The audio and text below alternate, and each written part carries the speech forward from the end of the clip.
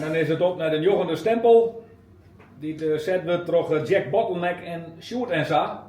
Ik vond het geweldig om te dwan. En dat komt echt vooral omdat de tocht hier in Dokkum, de feestelijke optocht, ja, heel relaxed weer, heel ontspannen. En Dokkum en de regio, de gemeente, had zich heel goed gepresenteerd. En het had mij schoonvoldiend. Te gerden met Harm, want zonder Harm hier kijk ik niks best.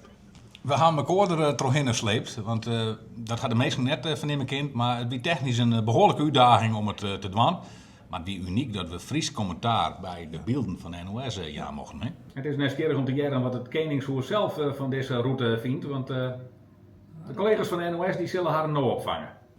Ja, en ik kreeg zelfs al correct appjes uit Nijmegen, uit Marokko kreeg ik. Die in Italië zien en die vonden het geweldig dat wij het deden. Ik bedoel, het staat Omroep Friesland dit zou presenteren en voor het eerst mijn Frieske achtergrondcommentaar. Uniek voor alle omroepen hier in uw provincie, RTV, NOF en Omroep Friesland. En ik kreeg ik zelfs uit Egypte appjes wij van mensen die de onze uitsturing bezoeken. Tak hem hier maar er maar wegkomen.